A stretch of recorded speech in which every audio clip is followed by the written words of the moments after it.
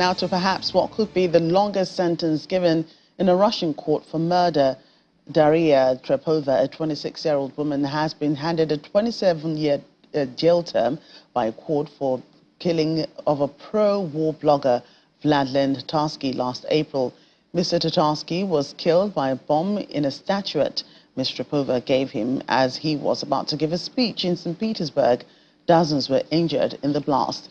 Ms. Trepova has denied the charges, saying that she thought the statuette contained a listening device. She said she had acted on the orders of a Ukrainian contact and was set up. The sentence is one of the harshest imposed on a woman in Russia's history. In the meantime, Russia and Ukraine are playing the blame game over the downing of a plane reportedly carrying Ukrainian prisoners of war in the western Russia recently. President Volodymyr Zelensky accuses Moscow of playing with the lives of Ukrainian prisoners following a crash in the Belgorod region near the Ukrainian border. Russia said there were no survivors after Kyiv downed the IL-76 plane with 65 Ukrainian prisoners of war, 6 Russian crew and 3 escorts. Moscow claimed the Ukrainians were being flown by a prisoner exchange. Ukraine's military intelligence said it had not been told to ensure safe airspace as on previous occasions.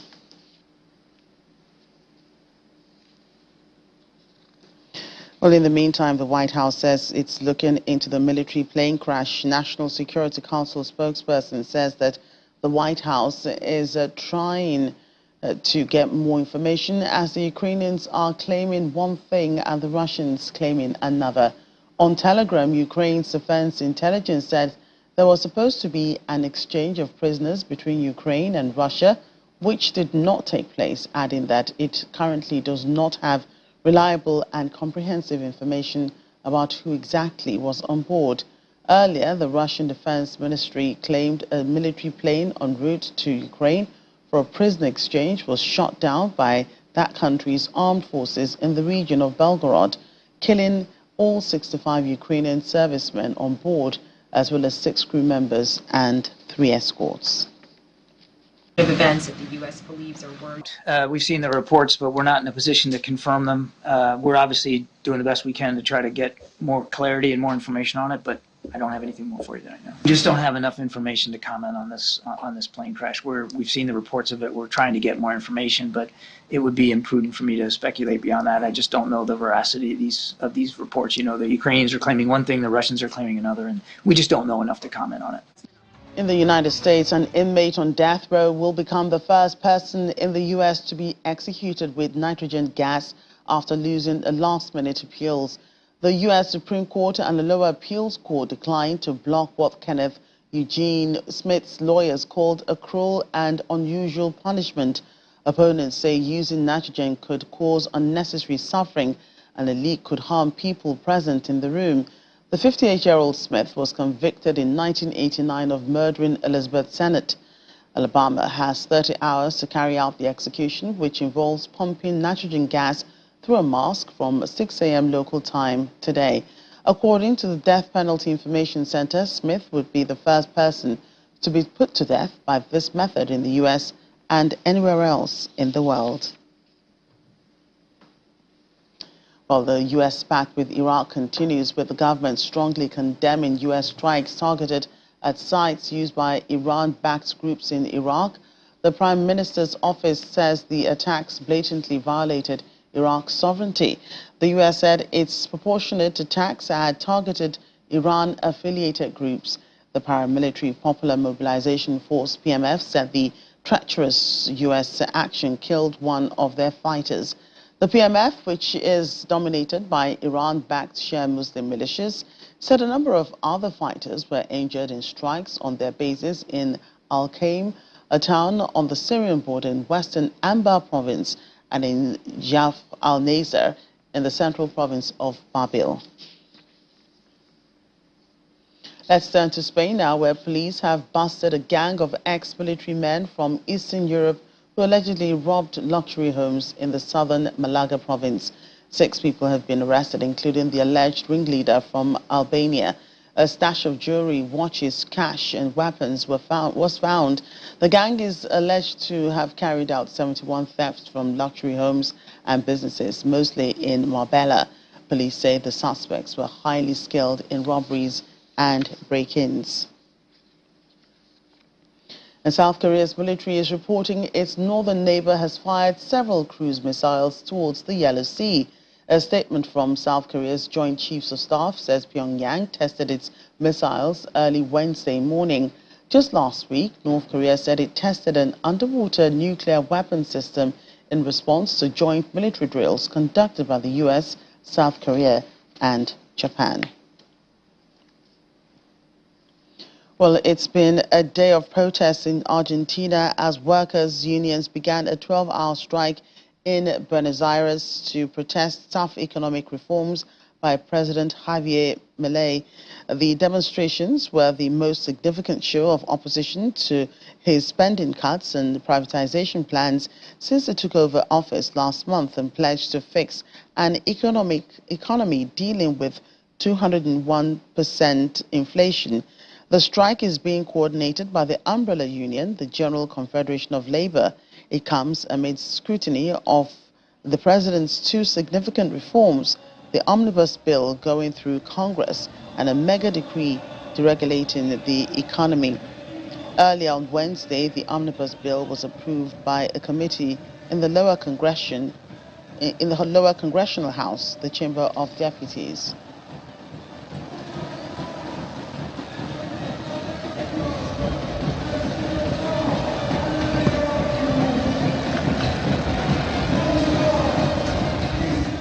We'll get more on that in a moment, but moving on, over 70 people are believed to have died after an artisanal gold mine collapsed last week in Mali. A senior official with the National Geology and Mining Directorate, Karim Beth, shared the details of the incident, which he is referred to as an accident, while it's not clear what caused the mine collapse that occurred on Friday. The Ministry of Mines says in a statement that it estimated several miners had been killed in the Kangaba district in southwestern Kolikoro region. The ministry said it deeply regretted the collapse and urged miners and communities in the area to comply with safety requirements. Well, 6 Ghanaians, including 3 soldiers, have been sentenced to death by hanging for their involvement in a coup attempt 3 years ago. This was the first treason trial in Ghana since 1966, when post-independence leader Kwame Nkrumah was overthrown. The 6 were arrested in 2021 while testing weapons in the capital, Accra, to allegedly topple the government. The group, including a gunsmith, pleaded not guilty during a trial that captured the attention of the rest of the country. Defense lawyers said they would appeal against the ruling at the Supreme Court.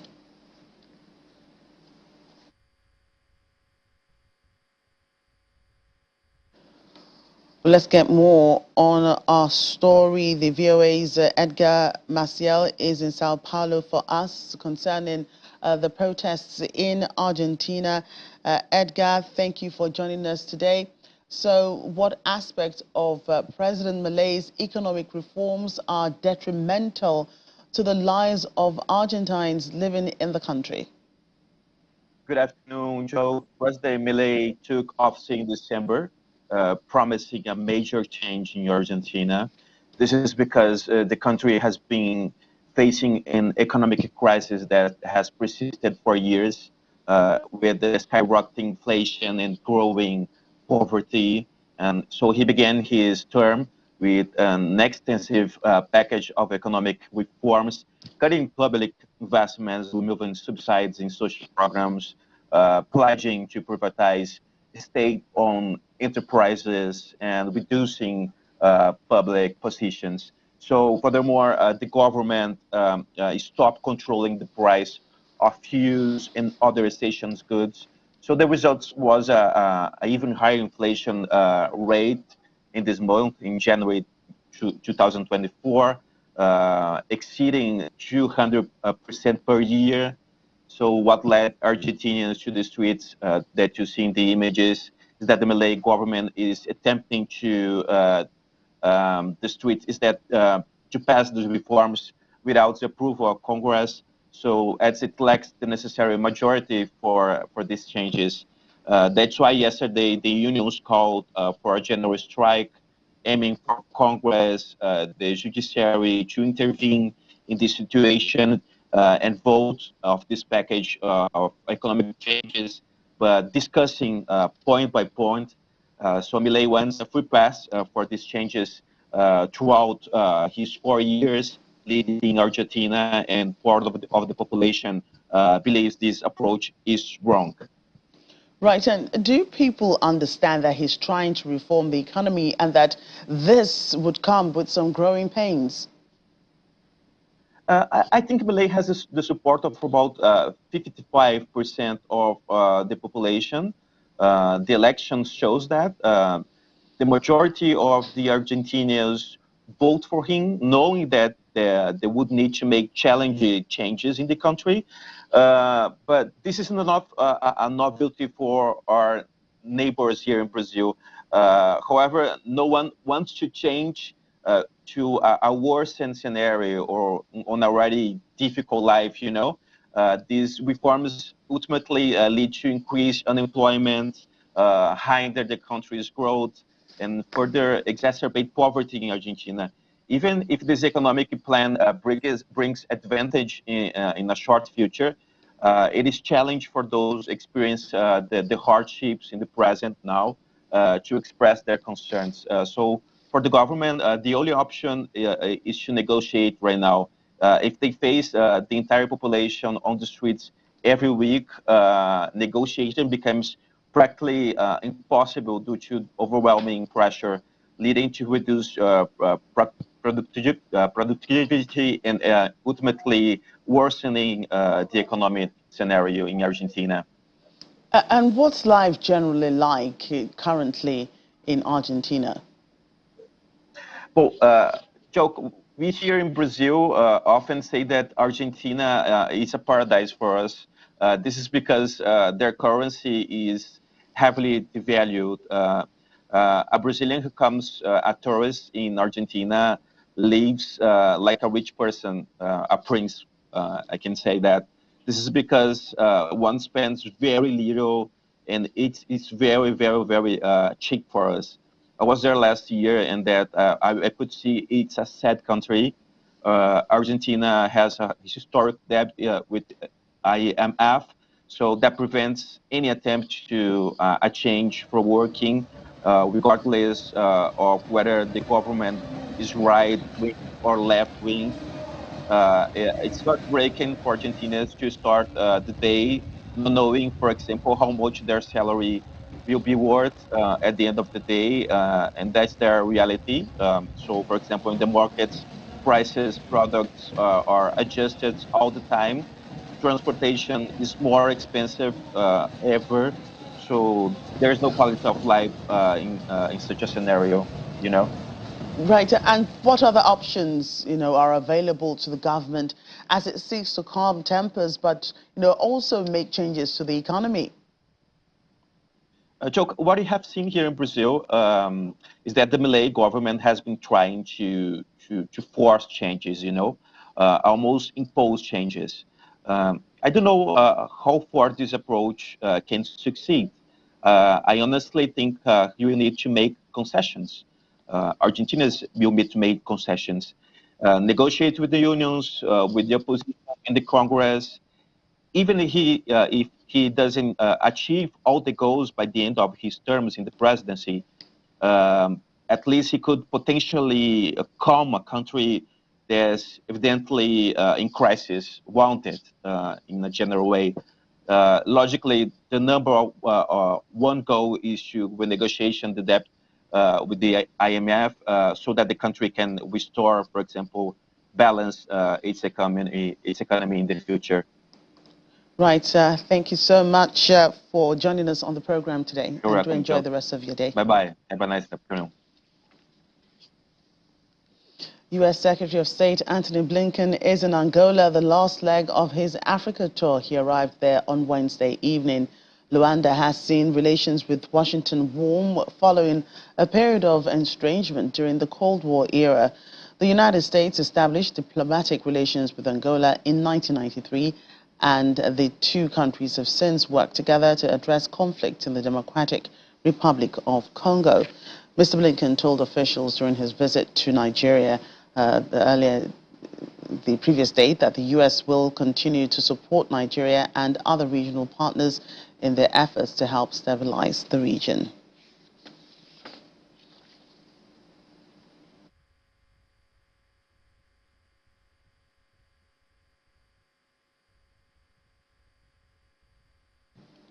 And in Rwanda, President Paul Kagame says his country cannot afford to treat the security situation on its borders with the Democratic Republic of Congo and Burundi without utmost urgency, as the security of the people of Rwanda is strategic to ensuring that the horrors of the past do not recur.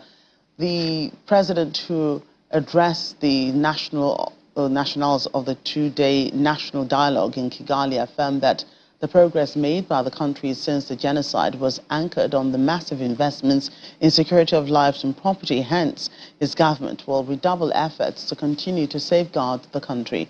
Our correspondent, Delia Moyeni, reports.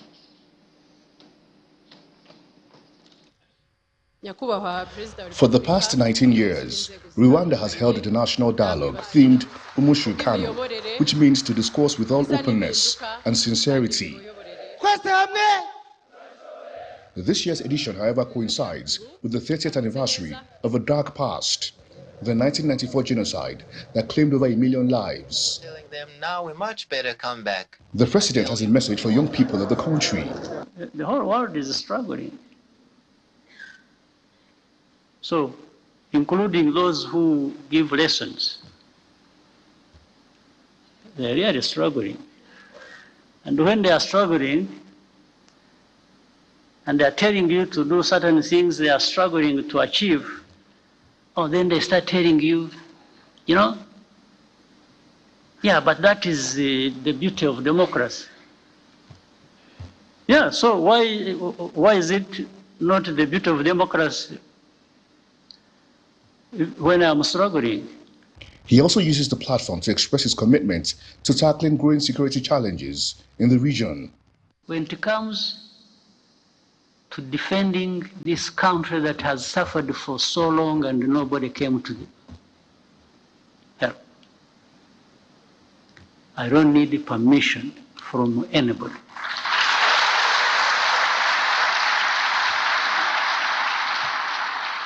To do what we have to do to protect ourselves. Rwanda has also taken a big step in a 30% affirmative action to give women a place in the decision-making process. All categories of the citizens are represented in our parliament. We have different political parties. For the time being, all 11 political parties duly registered in our countries have their representation in our parliament, the Chamber of Deputies. We have special seat for women. We have seat for youth, and we have seat for people with disabilities. In order to, in all action we are taking, we have to take into account the interests of all categories of the citizens we are representing. For the past 2 days, the government and the people of Rwanda have come together at the 19th National Dialogue to deliberate on the past in view of the 30th anniversary of the Rwandan genocide and to chart a way forward for the future. It is hoped that this dialogue will indeed ensure that the past does not repeat itself, but of course the country goes to greater heights. From the Kigali Convention Center, Dili Omoyeni, Channels Television News. Saudi Arabia acknowledges the positive investment atmosphere in South Africa, but emphasizes the need for enhancing logistics and energy supply. South Africa aims to attract investment from Saudi Arabia, specifically to help with the power crisis. The Saudi Arabia-South Africa Business Council was established by Business Unity South Africa and the Saudi Chamber of Commerce. The council was created to improve two-way trade and investment relations between South Africa and the Middle Eastern economies. Our South Africa correspondent, Innocent Samosa, has more. Saudi Arabia is South Africa's second largest trading partner in the Middle East and the largest source of imports from the region. Chairman of South Africa Saudi Business Council, Dr. Hisham Al-Amoidi, views South Africa as the gateway to Africa. We're open for any new any ideas, any opportunities. As you know, Saudi Arabia now it's leading the GCC area. It's the biggest, in size, in population, and everything. You look at Saudi Arabia that it's the hub of the GCC area. We look at South Africa that it's the gateway for the Africa countries. So we have a mutual interest, both of us. It's a win-win situation. We will have a website for the South African Business Consulate that will have all the opportunities. However, the business visa remains a challenge. We'll continue to increase connectivity where we can. The direct flight, the tourism visa, now that's resolved. But my Saudi colleagues tell me there's still issues around business visas and work permits potentially. So we need to cover those. Meanwhile, the business sector is optimistic about this partnership. I think it sends a very positive message for and on behalf of business. It's certainly positive in terms of building investor confidence, and we all know that South Africa's investor confidence has been somewhat dented with the energy crisis, infrastructure, logistics, supply chain. So when you have these type of collaborations and some initial successes, it does help to restore confidence building.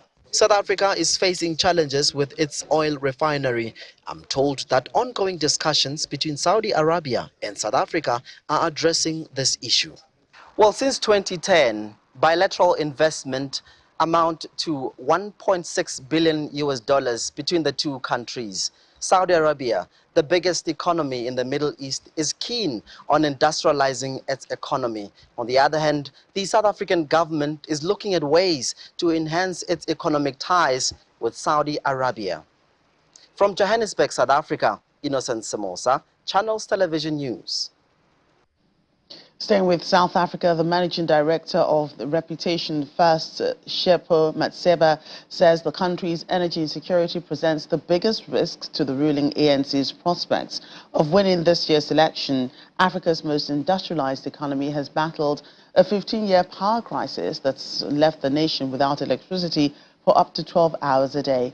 Mr. Matseba added that the country's crippled economy will be top of the mind for voters when they head to the general election later this year, which marks the third decade that the ANC has been in power.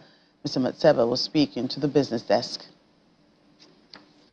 Challenges that will affect the elections and how people participate in those elections. One of those is of course the energy crisis. The fact that more often than ever we are in the dark for the longest of time during any given year, and the energy sector is unpredictable. So we never know whether we're going to have energy for a sustained period. So you can't plan.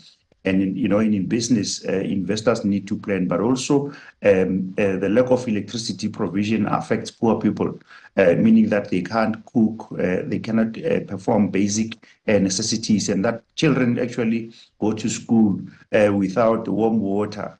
And that's at a poverty and realistic level across South Africa, and so that will impact the ANC. But additionally, there are a few other challenges, one of which include the high levels of youth unemployment, where so many young people wake up. In fact, someone from Statistics South Africa said there are many young people who wake up every day and do absolutely nothing, meaning that they are not in education, they are not in training, and they are not in employment, and they are also not looking for employment because they've lost hope. And so that will be a bigger challenge for the ANC.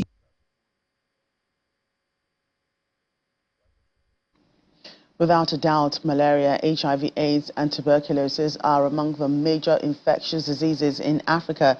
That's why some countries have come together to form the West African Network for Tuberculosis, AIDS and Malaria, WANATEM. with a core focus on capacity building, among other things. Wanetam is holding its annual retreat to take stock of its third project since inception. Our correspondent, Mary Alale Yusuf, reports.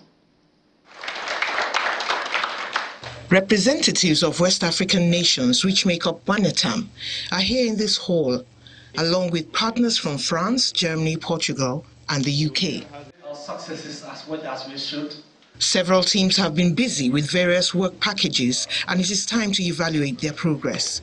But first, a word of welcome from the host institution, the Nigerian Institute of Medical Research, NIMR, and the coordinator of Wanetam. NIMR has benefited tremendously from the network through training, exchange program, and technical assistance.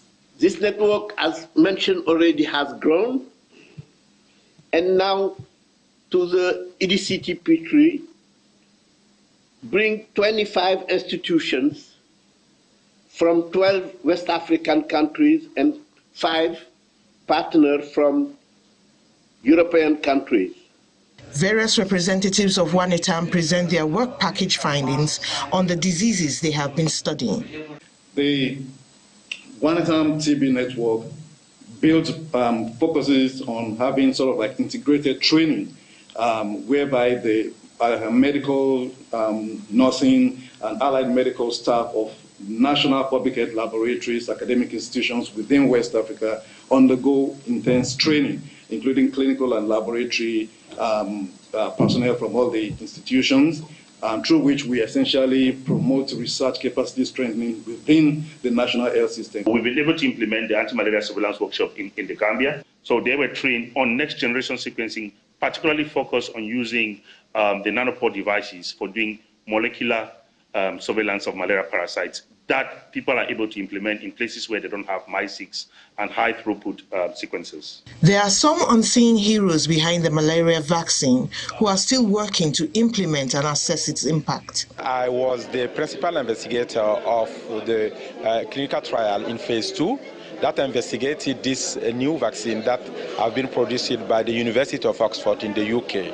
And we reported 77% of efficacy over 1 year, and these data were published in the Lancet. The coordinator of the external steering group scores Wanetam high, but believes West Africa has the capacity for more impact. It appears that individual scientists, bright scientists in Nigeria, want to work alone. We've moved beyond that. They should come together, identify what are the top issues in Nigeria that we need to deal with, that the government is grappling with, so that all efforts are focused on that, and people are coming, particularly people coming together, look at every dimension of the disease that the government will need or the policymaker will need when they are taking decisions. During this 3-day retreat, the network will examine more work package findings and decide what must be done to close the gaps and improve on work already done for a West Africa free of tuberculosis, AIDS, and malaria. Mary Alale Yusuf, Channels Television News. And finally, you would never guess the sort of issues that nations could row about. So what about tea? What caught our attention about this story is when the U.S. government put out a statement yesterday denouncing how to make the perfect cup of tea. It read, "Today's media reports of an American professor's recipe for the perfect cup of tea has landed our special bond with the United Kingdom in hot water. Tea is the elixir of camaraderie, a sacred bond that unites our nations. We cannot stand idly by as such an outrageous proposal threatens the very foundation of our special relationship. Therefore, we want to assure the good people of the United Kingdom that the unthinkable notion of adding salt to Britain's national drink is not official United States policy and never will be." This statement was in response to an article in The Guardian where a scientist from the United States claimed to have found the recipe for a perfect cup of tea. The secret, according to Michelle Frank, is a professor of chemistry at Bryn Mawr College, is a pinch of salt and energetic squeezing of the tea bag.